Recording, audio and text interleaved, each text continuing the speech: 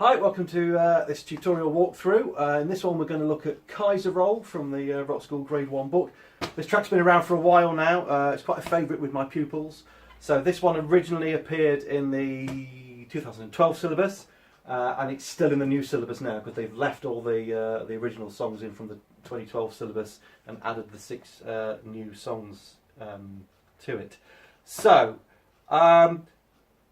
quite a few sort of changes in the groove on this one. So section A, the kind of the bass drum patterns sort of following the guitar riff, the da da da da da da da da sort of thing. But there are some changes. We dropped some bass drums out in the 4th bar. So it's just really a case of keeping an eye on the notation there. Tricky bits just to watch out for in section A. 2, 3, 4, 5, 6, 7. On bar 8, we have a snare drum. So on this one here. Okay, we have a snare drum on beat 3, where normally you would have a bass drum, so watch out for that. We've got a couple of open hi-hats on the line after that, on the end of beat 4. And then we have this little drum fill going into section B, which is basically 1 and 2 and 3 on the snare drum with the bass drums playing quarter notes underneath. I find the best way to play that is to play it right, left, right, left, right. That way your right foot can follow your right hand. Okay, so every time you play the right hand, you would have the right foot with it, and that will hopefully make that fill a little bit easier. We've then got the transition going into section B. We switched it over to the ride. So we start with the crash, and then we go over to the ride. Groove is fairly straightforward in section B. Stay on the ride throughout the whole of section B. Don't forget we've got a crash on the 5th bar of section B, and then we come out of section B with 2 crashes. And then section C is pretty much kind of like a repeat of section A, with it's a little bit shorter, but you've got the same elements of section A and section C.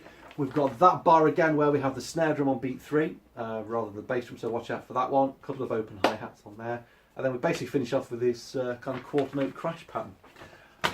So, it's reasonably fast at full speed. I find when people are at this sort of stage of grade 1, it's 115 beats per minute is not actually a fast tempo, but when you're first starting out, it will feel fast. So you might need to just work on it a little bit slower and then gradually build your speed up, which is the way I normally teach.